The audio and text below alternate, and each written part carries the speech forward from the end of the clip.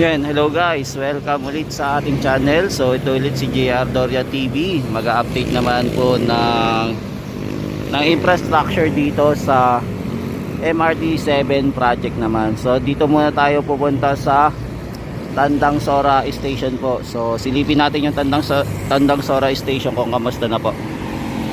Tara guys, simulan na natin.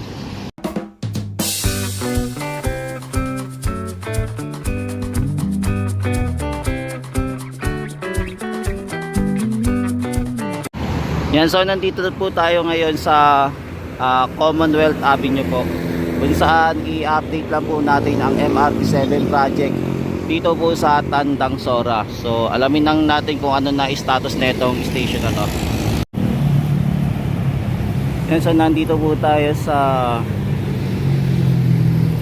Tandang Sora Station muna po. So ito na yung progress and update dito sa Tandang Sora, no. Laki na din pala ng pinagbago dito, no. Tapos may makikita na pala tayong parang ano ba to, pang exhaust ba to ang tawag. Ayan, hindi ko alam kung anong tawag dyan, kung tama. Tapos yung hagdanan okay na rin po, yung hagdanan dito. Etong hagdanan na to, hindi ko lang alam kung para po sa exit or para po papunta sa ilalim po ng gagamitin nating MRT 7. Ito pong area. Yan, so comment na lang guys kung mali po ako or tama po yung sinabi ko. So ito, okay na po yung hagdanan, kabilaan na hagdanan okay na po. At maging dito po sa hagdanan, sa gilid din po, ito yung ramp okay na rin po sa gilid. So ito po yung itsura ngayon ng ating Tandang Sora Station, no.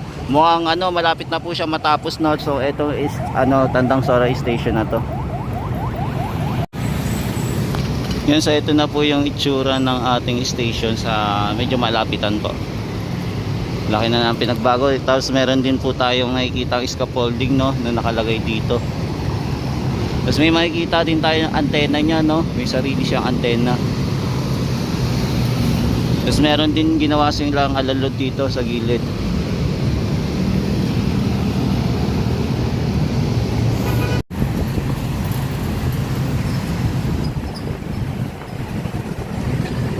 Yan, medyo matagal na rin po ako hindi nakapag-update dito, pero eto na yung itsura ng MRT station dito sa Tandang Sora po, no. Ang laki na po ng pinagbago niya simula ng time na nag-update ako dito.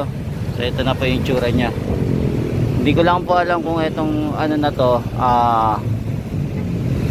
MRT, kung merong no, kung meron din siyang elevator, no, o kaya escalator. Malalaman natin pagka nakapasok na tayo o nag-operate na tong station na to.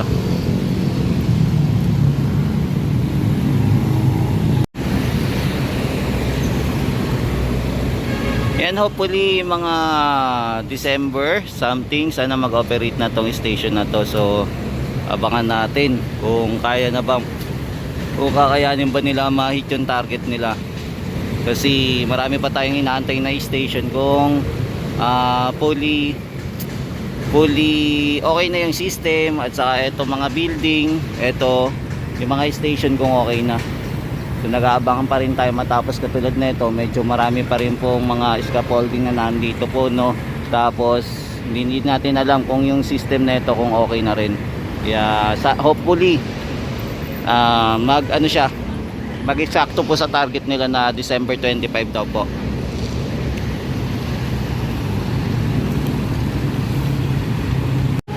Yan, yung MRT 7 is napakasimple lang po yung design na ginawa niya, no. More on bakal po yung kinabit dito sa station. So yan, may mapapansin po pa rin tayong trabahador na mga gumagawa dito. Yan, sa ito pong station na to ay partner po nila ang San Miguel Corporation po. Yan, ito naman po yung ramp papunta po sa station ng Tandang Sora. So ayos na din, naikabit na din po pala nila itong footbridge, no, papunta dito sa station. Tapos ito po yung ramp. Mga ilang floor din po to, ang taas, no. So ito na yung pagbabago dito.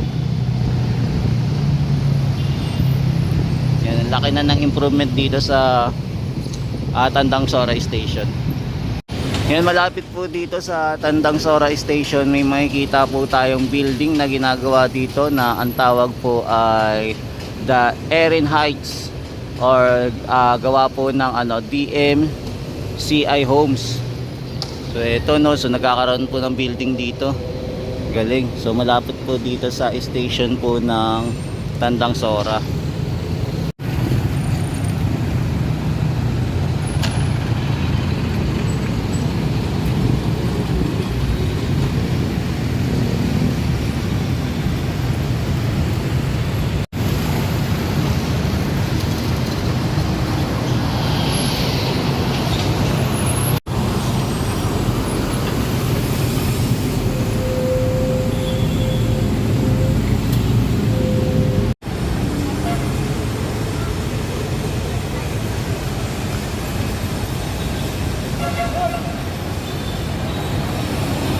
Yan, meron din po dito Mercury Drugs dito malapit sa station.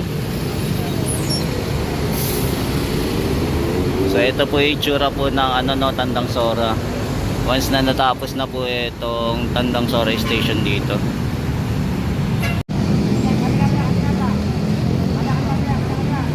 Yan, meron din pala antenna din dito, no, sa dalawa antenna niya.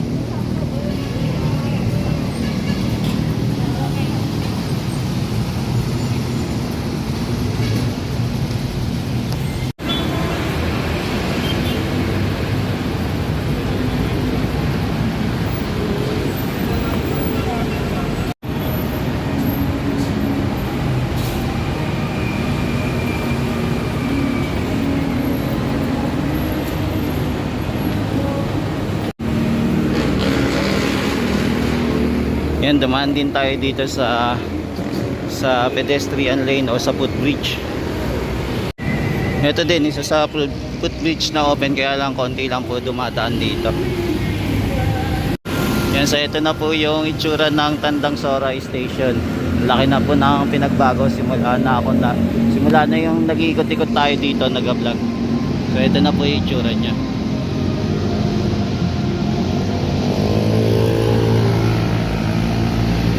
Yan, kaya abangan natin kung kailan to fully operation po, no.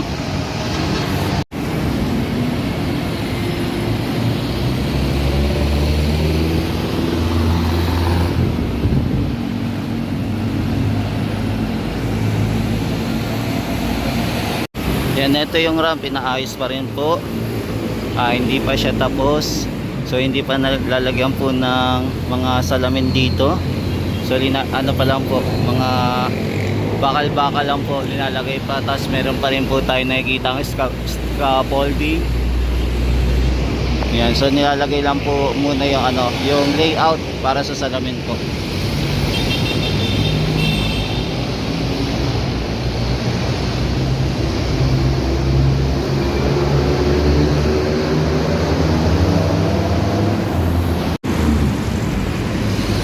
Ito, bakit kaya ito open, no?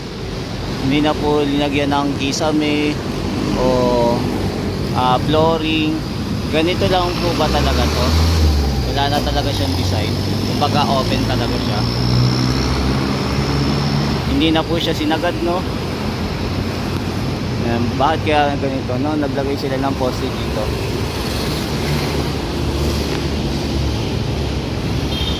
Yan, hindi natin maintindihan kung bakit nilagay.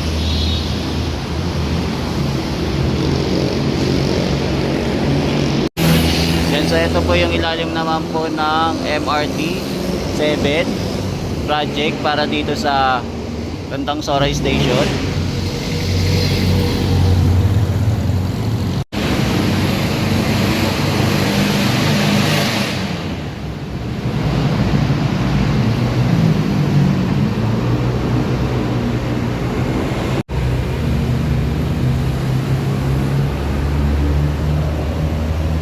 Dito mukhang tapos na din yung hagdanan dito, no? Okay na.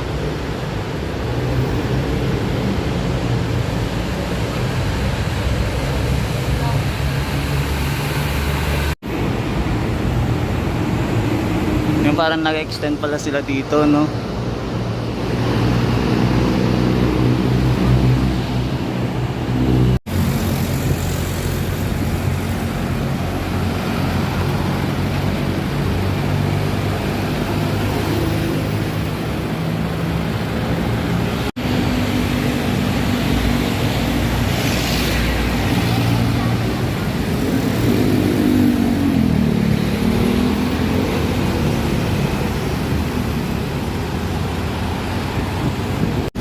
Yan, so ito muna yung latest update natin dito sa Tandang Sora Station. So update na lang po natin ito sa susunod na araw sa pagpunta po ulit natin dito sa station dito sa Tandang Sora para sa MRT 7 project.